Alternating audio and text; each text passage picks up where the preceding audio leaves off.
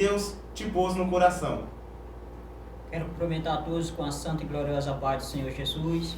Você que está nos ouvindo aí em casa, no trabalho, onde quer que esteja, que o Senhor Jesus possa lhe abençoar, lhe dar um resto de dia abençoado debaixo da presença do Senhor Jesus. Já eu quero louvar a Deus pela oportunidade que o Senhor tem me concedido e me confiar de pregar a sua santa e inerrante palavra. Já eu agradeço a Deus pela vida do pastor Jorge, que me fez o convite, e do irmão Josiel. Que o Senhor possa continuar abençoando de uma maneira extraordinária. Já eu convido você que se encontra na sua casa, ou você que tem uma Bíblia no seu celular, que possa abrir a sua Bíblia, que se encontra no livro de Marcos, capítulo 4, verso de número 35, que tem como epígrafe do texto: Jesus acalma a tempestade. Então, vamos para a palavra de Deus, que nos diz assim a palavra do Senhor. E naquele dia, sendo já tarde, disse-lhe: passamos para o outro lado. E eles, deixando a multidão, levaram consigo, assim como estava no barco, havia também com ele outros barquinhos. E levantou-se uma grande tempestade, temporal de vento, e subiu as ondas por cima dos barcos, de maneira que já se enchia. E ele estava na polpa, dormindo sobre uma almofada. Então, despertando, dizendo-lhe: Mestre, não se te dá que pereçamos? E ele, despertando, repreendeu o vento e disse ao mar: Cala-te, aquieta-te. E o vento se aquietou e houve grande bonança. Disse-lhes: Por que sois tão tímidos? Ainda não tendes fé? Então sentiram um grande temor e diziam uns aos outros: Mas quem é este que até o vento e o mar lhe obedece? Glória a Deus. Então vemos na palavra de Deus, Jesus, depois de ter chamado os discípulos para passar para o outro lado, para outra margem, a Bíblia vai nos dizer que Jesus estava no barco dormindo. E a Bíblia nos diz que Jesus chama os seus discípulos para passar para o outro lado. O que eu acho lindo nessa passagem é que Jesus estava no barco com os discípulos, mas aqueles homens eram homens experientes no mar, homens que tinham afinidade com o mar, porque havia homens que eram pescadores como Pedro, Tiago, André, João, homens que eram experientes na pesca. Mas a Bíblia diz que quando eles entraram em alto mar, a Bíblia vai dizer que uma grande tempestade sobreveio sobre eles. E quando a tempestade sobrevém sobre eles, as ondas começam a querer afundar o barco onde eles estavam. E quando começa a querer afundar o barco, a Bíblia diz que eles começam a entrar em desespero, sem saber o que fazer, porque Jesus estava no barco dormindo. Jesus estava no barco dormindo, mas os discípulos, por o texto que nos deixa entender que os discípulos naquele momento não queriam acordar o mestre. Mas quando eles viram que não poderia acontecer na tempestade, eles claramente clamam a Jesus e dizem: Senhor, não te importa que nós pereçamos? Senhor, não te importa que nós morramos no meio dessa tempestade? Mas quando eles despertam Jesus, a Bíblia vai nos dizer que Jesus olha para o mar, para a tempestade e diz: acalma-te, cala-te. E a Bíblia diz que haja uma grande bonança, que a grande bonança se faz naquele local. O que entendemos nessa palavra? Porque aonde Jesus está, sempre há de ter bonança. Nós entendemos nessa passagem que, embora Jesus está no barco dos discípulos, a tempestade foi inevitável.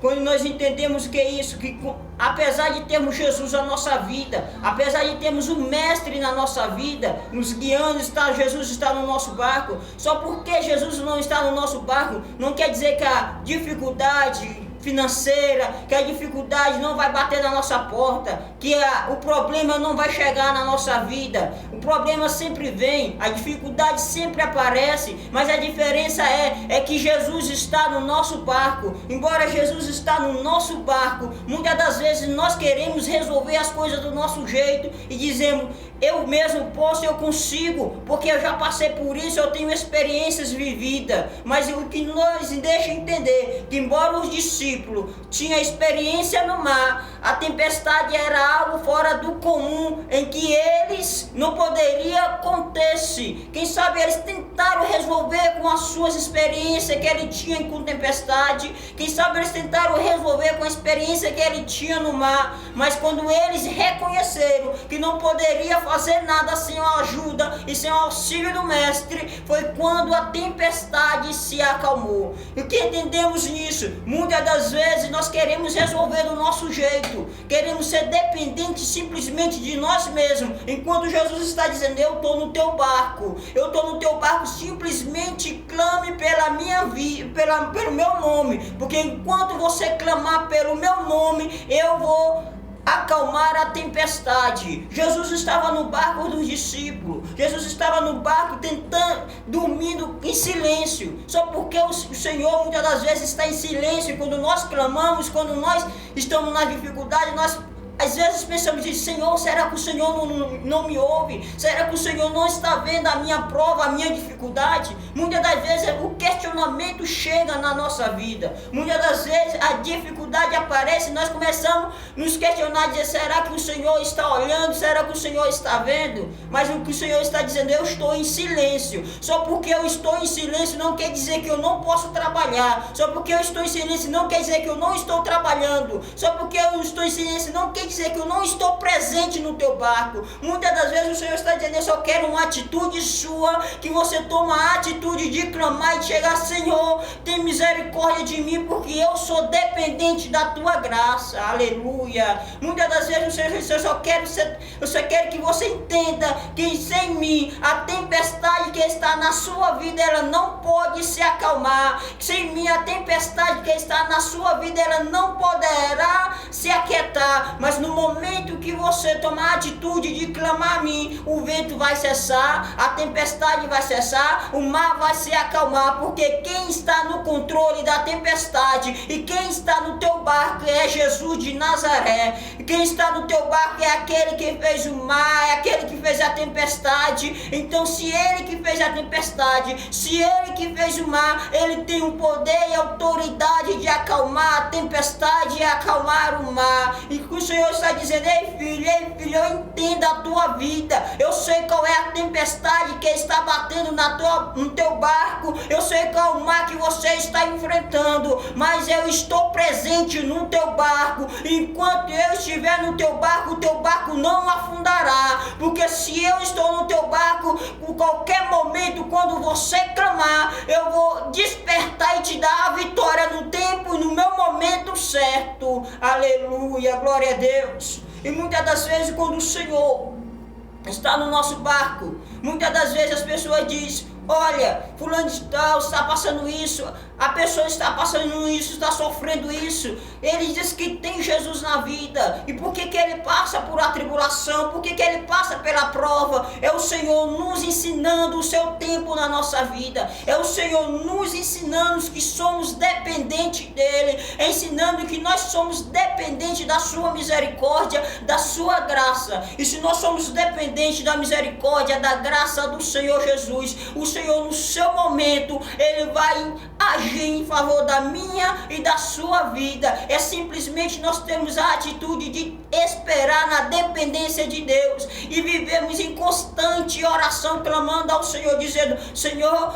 eu sou dependente de ti. O vento pode estar soprando no meu barco, o barco pode estar querendo afundar, mas se o Senhor está no teu barco, ele não afundará, o teu barco não vai naufragar, porque o Senhor está no controle da tua vida. Quem sabe o casamento de muitas pessoas não acabaram, família de pessoas não acabaram, simplesmente porque Jesus está no teu barco. Quem sabe a tua família ainda não foi destruída, quem sabe Satanás tentar destruir a tua vida, tentaram destruir o teu casamento, tentaram te tirar do emprego, e Jesus está dizendo, não vai conseguir, porque eu estou no controle, eu estou no barco da vida dele, e se eu estou no controle, no barco da vida dele, não é o vento, não é o mar que vai tentar parar ele. Quem sabe o mar e o vento, a dificuldade, o desespero, quem sabe a tempestade tentou te parar, mas por causa das promessas que o Senhor está dizendo que tem na tua vida, quem sabe a promessa ainda não se cumpriu, mas o Senhor está dizendo, no meu momento eu vou cumprir a promessa,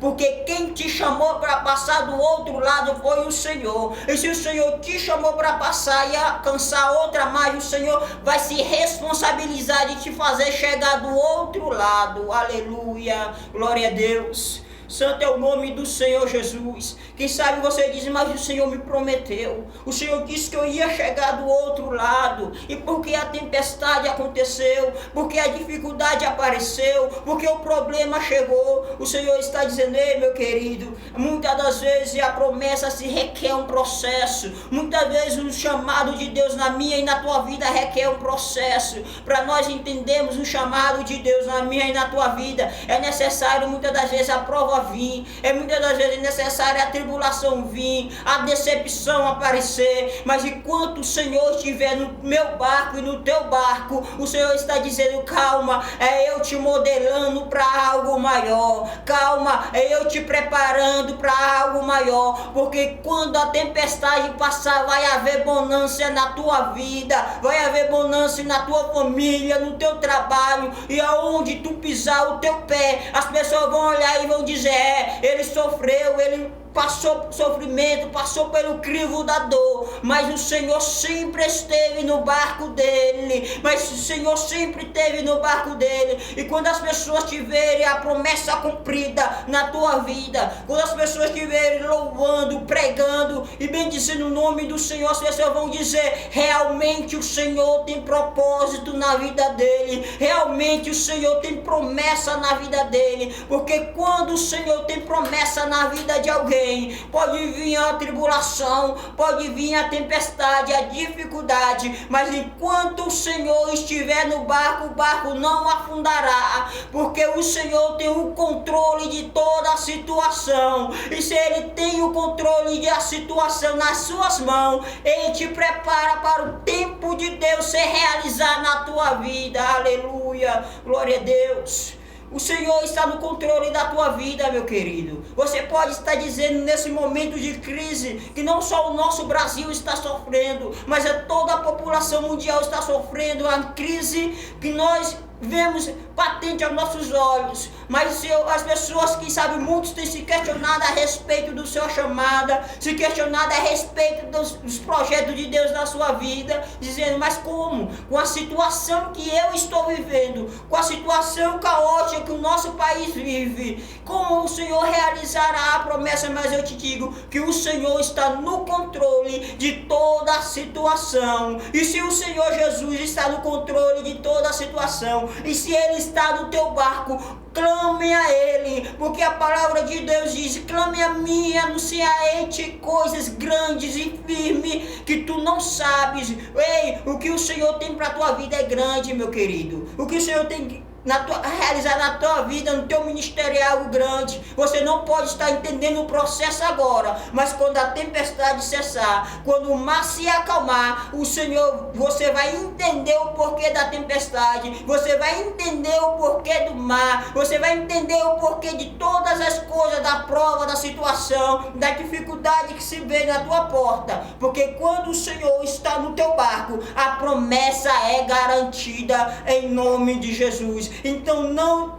se desespere no meio do mar, simplesmente descansa, simplesmente acalma o teu coração, porque se o Senhor Jesus está no teu barco, se o Senhor Jesus está no controle da tua vida, a tempestade não vai afundar o teu barco. Não é a crise que vai fazer o teu ministério se acabar, não é a crise que vai fazer as promessas de Deus se acabar. Muitas pessoas te julgam pelo teu momento, mas o teu momento não define a promessa de Deus na tua vida. O teu momento não define o cumprimento da promessa. O teu teu futuro, porque quem está no controle da tua história é Jesus de Nazaré. Aleluia. Essa é a mensagem que eu quero deixar aos corações de cada ouvinte, que o Senhor possa abençoar de maneira extraordinária a cada um, e de já eu agradeço a minha oportunidade em nome de Jesus Cristo.